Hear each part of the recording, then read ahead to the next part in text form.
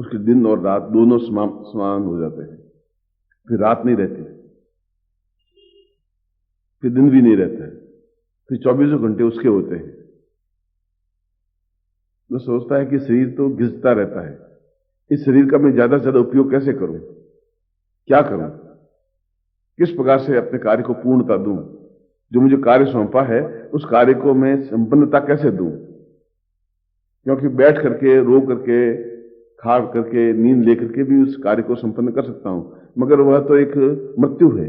नींद अपने आप में आधी मृत्यु है, आराम अपने आप में संपूर्ण मृत्यु है। यदि आप सोएंगे, आराम करेंगे, तब भी वैसा ही सांस चलेगा। जब आप काम करेंगे तो शरीर वैसा भी चलेगा।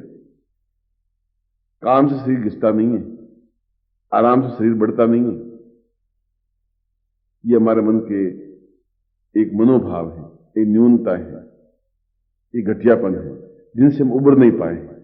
जब उनसे नहीं उबरते तो हमारा मन भी शुद्ध नहीं हो पाता। मन से शुद्ध होकर के आत्मलीन हो जाने की क्रिया उस लड़का नाम में थी जिसने गुरु के चरणों में अपने आप को रख दिया और आज वह प्रसिद्ध हो गया। उसका नाम हमारे होठों पर आ गया। ये छोटा सा प्रसंग है, मत जीवन का एक सारभूत प्रसंग है, एक तथ्य है कि हमारे जीवन का उद्देश्य, लक्ष्य क्या है और क्या हम लक्ष्य की ओर बढ़ रहे हैं या खड़े हैं, क्या पिछड़ रहे हैं, क्या हम दौड़ रहे हैं। हमारे जीवन का लक्ष्य को प्राप्ति के लिए समय कम बचा है और हम उसका कैसे उपयोग कर पा रहे हैं। यह चिंतन, यह विचार, मैं आपको देखूं और आपके चेहरे पर मुस्कुराहट हो, आप मुझे देखें और मन में हर्ष उल्लास हो, आनंद और उमंग हो, वह जीवन का सारभूत तथ्य है। ऐसा ही जीवन आपको मिले, मैं ऐसा ही आपको आशीर्वाद देता हूं और कल्याण कामना करता हूं और प्रतिक्षण आपकी मुस्कुराहट के इंतजार करता रहता हूं। एक बार फिर आपको जैसे आशीर्वाद देता हूं। आज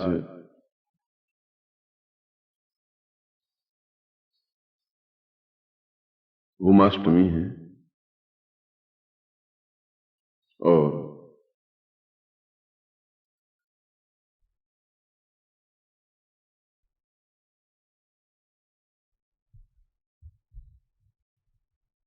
त्रेता युग का प्रारंभ दिवस है। व्यक्ति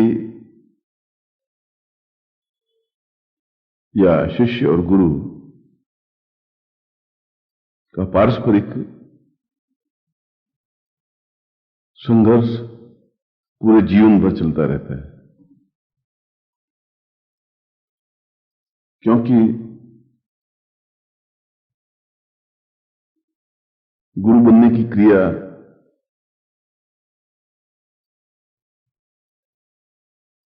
अपने प्रयोगों से या अपने प्रयत्नों से संभव नहीं हो पाती।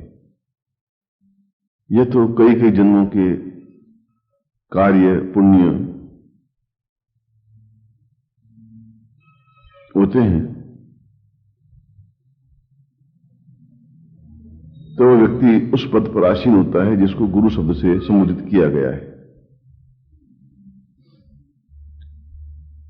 इसलिए कुछ ग्रंथों को पढ़ लेने से आदमी पंडित बन सकता है,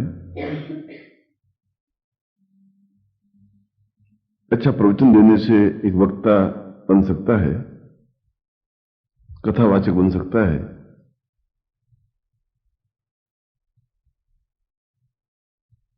अच्छी भीड़ इकट्ठे करने वाले व्यक्ति को एक सभा योजक कह सकते हैं, परंतु गुरु नहीं कहता। रामकृष्ण परमहंस को भी जीवन में गुरु नहीं कहा गया, इसलिए कि उनमें गुरुत्व जैसी कोई चीज थी नहीं। वे काली के उपासक थे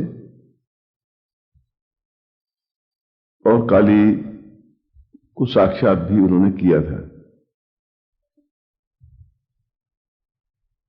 मगर फिर भी कहीं पर भी उनका नाम के आगे गुरु शब्द संबोधित नहीं किया गया। ऐसा कहकर के उस महापुरुष के प्रति मैं कोई न्यूनता नहीं बरत रहा हूं, मैं तो केवल इतिहास की पुनरावृत्ति कर रहा हूं। साधक के रूप में वे निश्चय ही श्रेष्ठ थे और पिछले जीवन के कुछ न्यूनताओं की वजह से निश्चय ही वे सिद्धाश्रम के वासी थे और सिद्धाश्रम से ही इस भूभाग पर आए थे। फिर भी उनकी पूर्ण रूप से कुंडलिनी जागृत हुई नहीं थी और कुंडलिनी जागृत नहीं होने की अवस्था में व्यक्ति एक दूसरी अवस्था में पहुंच जाता है। उसको तुरीय अवस्था कहते हैं, उन्माद अवस्था कहते हैं, उन्मत्ता अवस्था कहते हैं। और वहां आके कुंडलिनी उनकी रुक गई। इसलिए विवेकानंद भी गुरु नहीं बन सके।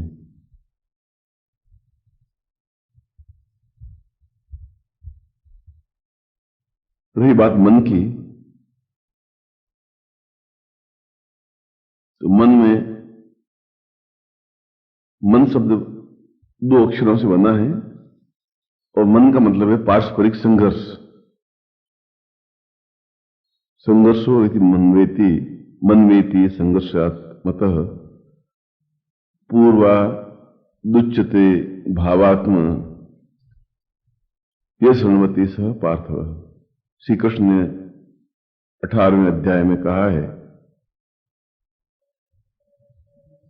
कि अर्जुन, मैं तुझे समझा रहा हूं कि तुम और कुछ मत कर और तुम और कुछ कर भी नहीं सकता,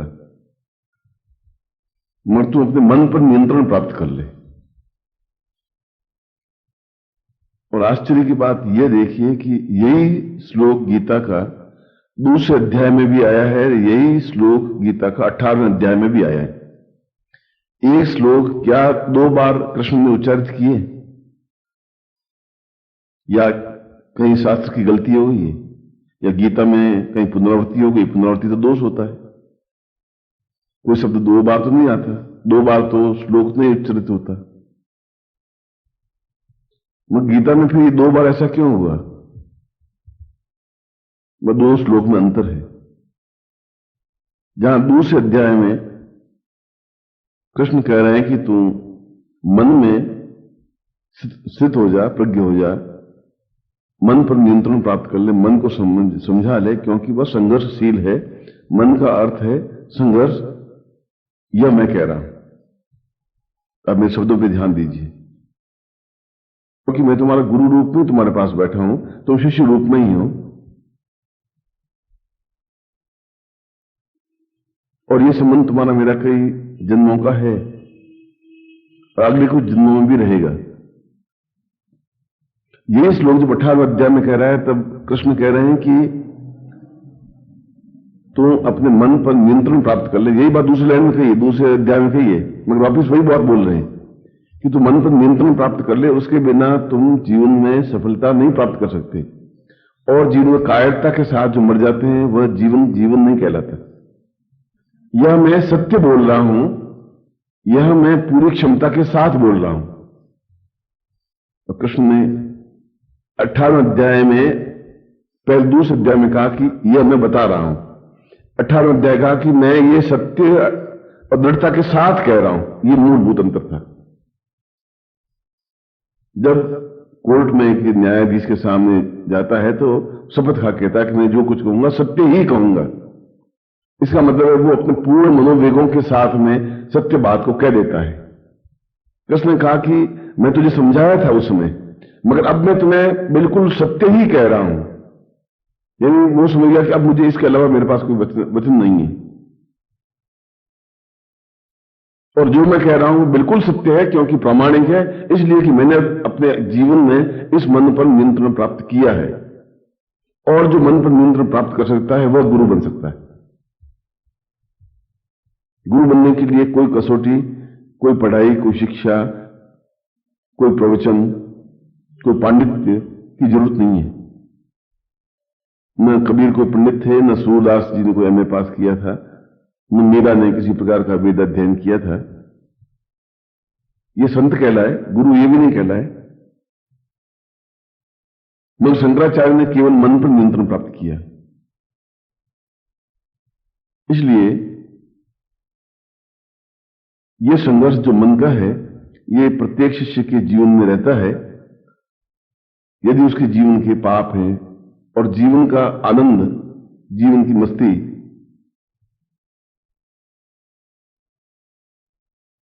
इस संघर्ष में विजय प्राप्त होने की क्रिया को कहते हैं।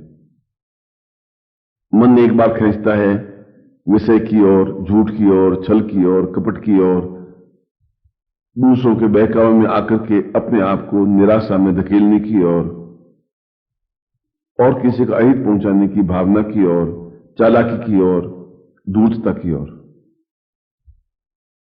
और ये सब अर्जुन ने किए पूरे 18वें अध्याय में यही बात है। अर्जुन ने मक्कारी के साथ कहा कि हां तुम जो कह रहे हो मान लेता हूं, झूठ के साथ कहा कि अच्छी बात मैं खड़ा हो जाता हूं, मैं युद्ध करूंगा, असत्य के साथ कहा कि मैं पार्थ अर्जुन कृष्ण में तुम्हारी बात मान रहा हूं, मगर एक बार भी उठा नहीं, युद्ध के लिए समर्थ नहीं हुआ।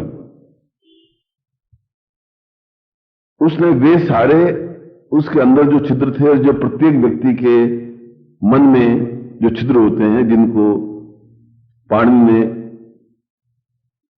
व्यभिचारी भाव कहा है या संचारी भाव कहा है। संचारी भाव का मतलब है जो आते हैं और जा सकते हैं, वे संचारी भाव कहे गए। और ये 33 संचारी भाव प्रत्येक व्यक्ति के जीवन में होते ही हैं। झूठ, छल, कपट,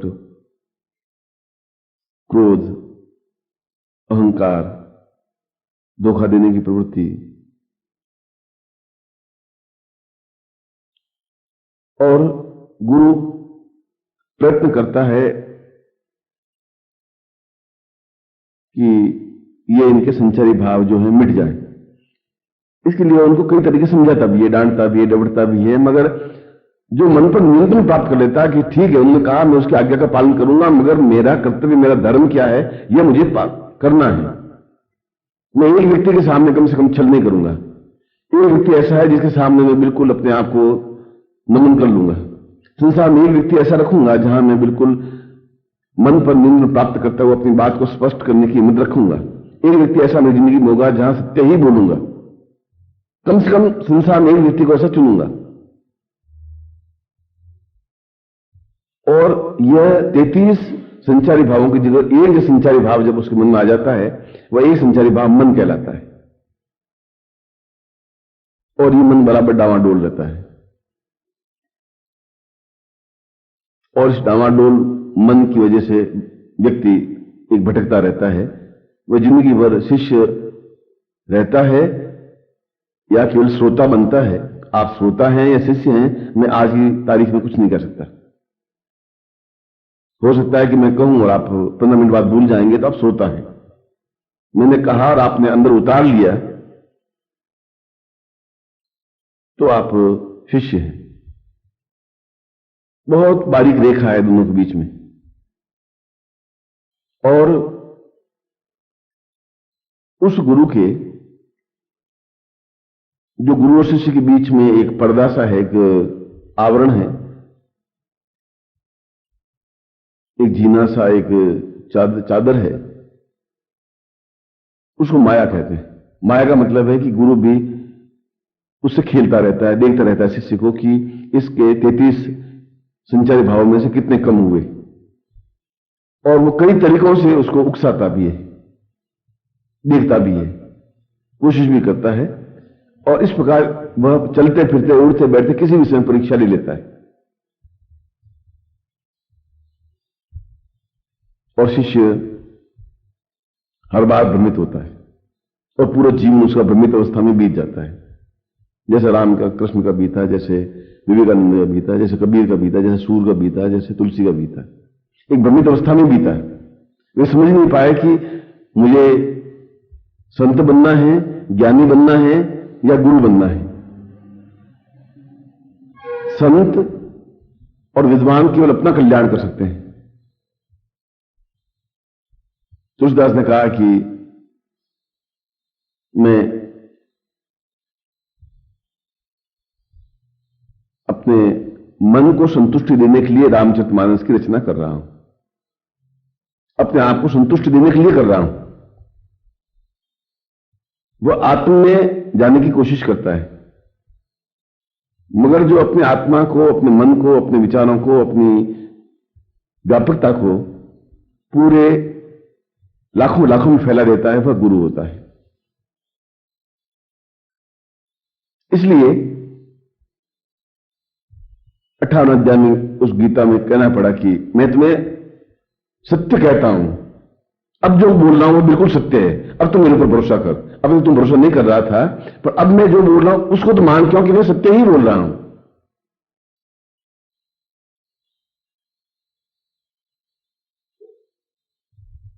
और आप लोग भी उस कसम में हैं, आप और हम दोनों। कई बार इसमें गुरु परास्त हो जाता है, कई बार शिष्य परास्त हो जाता है, गुरु भी हार जाता है इसमें, क्योंकि ओम परम तत्वाय नारायणाय गुरुभ्यो नमः। ओम ह्रीं मम प्राण देह रोम प्रतिरोम चैतन्य जाग्रय ह्रीं ओम नमः। ओम भूर्भुवः स्वः तत्सवितुर्वरेण्यं भर्गो देवस्य धीमहि धियो यो नः प्रचोदयात्।